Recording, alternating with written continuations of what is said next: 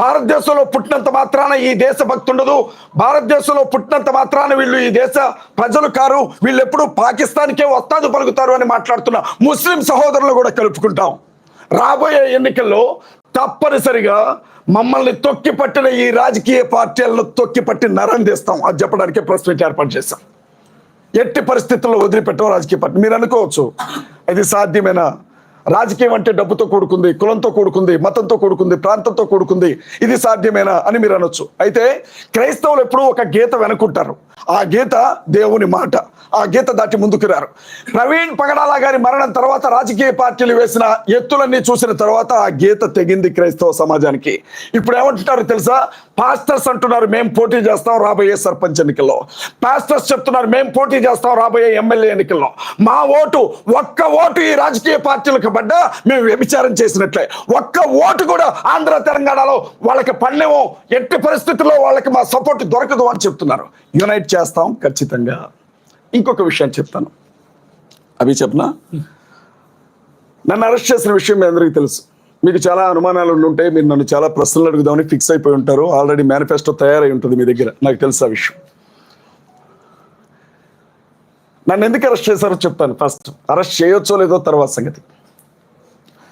ఒక యూట్యూబ్ ఛానల్లో డిస్కషన్ జరుగుతుంది. రాధా మనోహర్ దాస్ అనే ఒక వ్యక్తి బైబిల్ గ్రంథాన్ని బొకడా బైబిల్ అన్నాడు. నేను ఈ పదాలు ఉపయోగించకూడదు, నన్ను క్షమించండి. అదే బైబిల్ గ్రంథాన్ని, అమ్మ ఆడబిడ్డలు ఉన్నారు నన్ను మన్నించండి, మీ బ్రదర్ అనుకోండి, లంజల పుస్తకం అన్నాడు బైబిల్ గ్రంథాన్ని. అదే బైబిల్ గ్రంథంలో ఉండే మరీని యేసుక్రీస్తు ప్రభు తల్లి వ్యభిచారం చేసి కన్నది అని చెప్పి మాట్లాడినప్పుడు నేను ఏమన్నానంటే, అరే నాయన బైబిల్లో భూత పుస్తకం అంటున్నారు మీరు, మరి మీ గ్రంథాల్లో ఉన్నాయి ఏంట్రా అని చెప్పి ఆ గ్రంథంలో ఆ గ్రంథ రచయిత రాసిన ఓ చిన్న విషయం చెప్పానండి నేను. దానికి ఒక కేసు నమోదు చేశారు. నేను కల్పించింది కాదు, ఎటకారం చేయలేదు, నేను ఉన్నదే చెప్పాను. ఒక కేసు. రెండో విషయం ఏంటో తెలుసా? బైబిల్ గ్రంథాన్ని బోధించే ఒక మత బోధకుడిని నేను. బైబిల్ గ్రంథంలో యేసుక్రీస్తు ప్రభువు అనేవాడు ఆత్మ తప్ప ఆయనకి విగ్రహం ఉండదు అని బైబిల్ చెప్తుంది. 66 పుస్తకాల్లో ఎక్కడా విగ్రహారాధనకి బైబిల్ ఒప్పుకోదు. ఒక మిత్రుడు ఇంకొక యూట్యూబ్ ఛానల్లో యేసుక్రీస్తు ప్రభు గురించి అడిగినప్పుడు నేను చెప్పాను, ఆయన ఆత్మ తప్ప విగ్రహం కాదు, ఒకవేళ అది విగ్రహం అని మీరు భావిస్తే నాకు ఇస్తే పగలగొడతాను అన్నాను. ఆ మాట అనకుండా ఉండాల్సిందే, కానీ బైబిల్ చెబుతున్న దాన్నే నేను చెప్పాను. దీని మీద ఒక కేసు నమోదు చేశారు. ఇంకొక విషయం అండి, బంజారా హిల్స్ పోలీస్ స్టేషన్ పరిధిలో సైబర్ క్రైమ్కి సంబంధించిన ఒక కానిస్టేబుల్, అతని పేరు భరత్తో ఏదో ఉంది, అజయ్ బాబు మత కల్లోలాలు రెచ్చగొట్టే వ్యాఖ్యలు చేశాడని చెప్పి ఒక కేసు పెట్టేశాడు. హుటాహుటిన సాయంత్రం 6:45 సమయంలో ఒక పోలీస్ వ్యాన్, అది పోలీస్ వ్యాన్ కూడా కాదు, మహారాష్ట్రకి సంబంధించినటువంటి నంబర్తో ఉంది, అది సుమో, అది మా ఇంటి ముందుకు వచ్చి ఆగింది. వాళ్ళు సీన్ ఎట్లా క్రియేట్ చేశారంటే, మా ఇంటి ఎదురుగా ఉండే ఇంట్లో ఎవరో దొంగలు పడ్డారు, వాళ్ళని పట్టుకోవడానికి పోలీసులు తరుముతున్నారు అన్నట్లుగా పోలీసులు క్రియేట్ చేశారు. మరి ఇంట్లో ఆడబిడ్డలు ఉంటారు, సాయం చేద్దాం అన్నట్లు మేము బయటికి వెళ్ళగానే 2 నిమిషాలు అటు ఇటు చూశారు, నన్ను పట్టేసుకున్నారు. నేను అన్నాను, నాకు అర్థమైంది నాయన, సీన్ నాకు అర్థమైంది, నా కోసం వచ్చారని. నేనేం పారిపోయేవాడిని కాదు, ఒక్క నిమిషం మీరు అవకాశం ఇస్తే నా భార్యకు ఒక మాట చెప్పి వస్తానన్నా కూడా నన్ను వదిలిపెట్టలేదు పోలీసులు. పోలీస్ డిపార్ట్మెంట్ వాళ్ళు వచ్చినది పోలీసులు అని మాకు ఎట్లా తెలుస్తుందండి? డ్రెస్లో ఉంటే వచ్చింది పోలీసులు అని చెప్తాం. లేదు, వచ్చిన వాళ్ళు, అమ్మ నీ భర్తని ఫలానా పోలీస్ స్టేషన్లో కేసు నమోదైంది, అరెస్ట్ చేసి తీసుకెళ్తున్నాం, మీ లీగల్గా మీ లాయర్లకు చెప్పుకోండి అని చెబితే మా వాళ్ళు కంగారు పడరు. వచ్చిన వాళ్ళు కాశీదారాలు కట్టుకున్నారు, ఒక్కొక్కళ్ళు గడ్డాలు పెంచుకుని ఉన్నారు, బొట్లు పెట్టుకున్నారు. అప్పటికే నన్ను చంపుతాను అన్న బెదిరింపులు చాలా వస్తున్నాయి. మరి ఆ పరిస్థితుల్లో మహారాష్ట్ర వెహికల్ అది, నన్ను పోలీస్ స్టేషన్కి తీసుకెళ్తున్నారో తెలియదు, ఎక్కడికైనా ఎత్తుకెళ్తున్నారో తెలియదు, ఇంటికి ఏ విధమైన ఇన్ఫర్మేషన్ ఇవ్వలేదు, నన్ను తీసుకొని వచ్చారు. ఇక ఆ తర్వాత ఏం జరిగిందో మీ అందరికీ తెలుసు.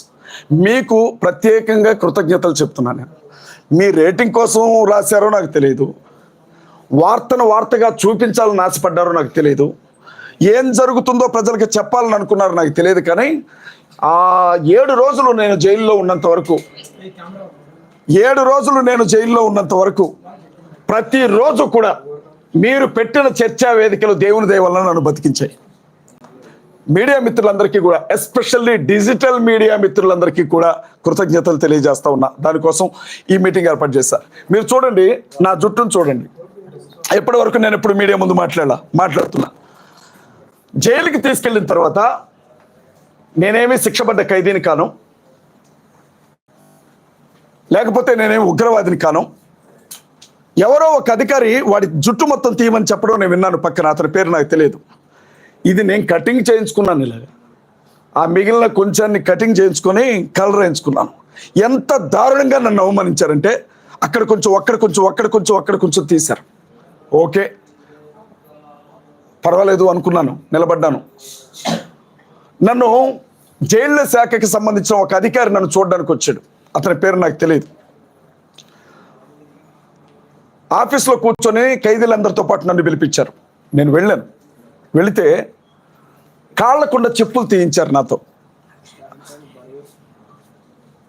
ఎర్రటి ఎండలో నల్లరాతి బండ, అది ఆ బండ మీద నిలబెట్టారు పావుగంట సేపు. వచ్చిన వ్యక్తి ఏ కేసులో వచ్చావు అని అడిగాడు. సార్ కమ్యూనల్ ఇష్యూ అన్నాను. అక్కడ మొదలుపెట్టాడండి లానా కొడక అనుకుంటూ. నోటికి ఎన్ని మాటలు వస్తాయి అన్ని మాటలు తిట్టాడు. అతను క్రైస్తవులను తిట్టాడు, ముస్లింలు తిట్టాడు, అందరినీ తిట్టాడు. నేనేమంటున్నానంటే, మీకు ఆర్ఎస్ఎస్ భావజాలం అంతుంటే కాకి డ్రెస్ వదిలేసి కాషాయ బట్టలు కట్టుకొని తిరగండి. నేనే తప్పు చేయలే. నన్ను నోటికొచ్చినట్లుగా నా తల్లిని కూడా తిట్టాడు అతను. చాలా ఇబ్బంది పడ్డానండి. ఇంకో విషయం కూడా మీడియా మిత్రుల ద్వారా నేను ప్రజలకు చెప్పాలి. నన్ను అరెస్ట్ చేసి తీసుకొని వెళ్ళినప్పుడు నేను నైట్ డ్రెస్ నైట్ ప్యాంట్ మీద ఉన్నాను.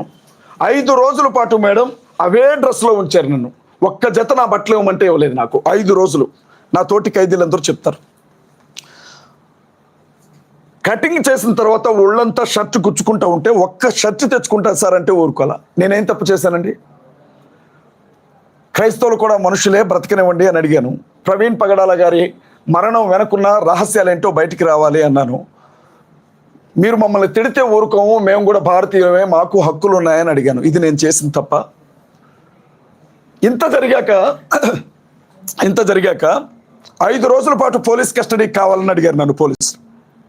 నేనేం చేశానో నాకు ఇప్పటికి అర్థం కావట్లా. మీకేమన్నా అర్థమైతే చెప్పండి. 5 రోజులు పోలీస్ కస్టడీకి అడిగారు నన్ను. ఏం చేద్దామని, చంపేద్దామని. ఎక్కడికక్కడ ఇంత ఈ ఎంటైర్ ఎపిసోడ్లో నేను బయటకు వచ్చాను అని అంటే ఆ జడ్జి గారికి నేను కృతజ్ఞతలు చెప్తా ఉన్నా. ఎందుకంటే ఆ తల్లి అడిగారు, పెట్టిన సెక్షన్లకి ఈ కేసుకి ఏమన్నా సంబంధం ఉందా అని. ఆవిడ పంపించారు. మా లాయర్లు ప్రశాంత్ గారు కావచ్చు, జ్యోతక్క కావచ్చు, ప్రశాంతక్క కావచ్చు, కిరణ్ గారు కావచ్చు, పట్టుబట్టి కొట్లాడి బయటకు పంపించారు. ఇక బయట అభి ఏం చేస్తాడో మీ అందరికీ తెలుసు.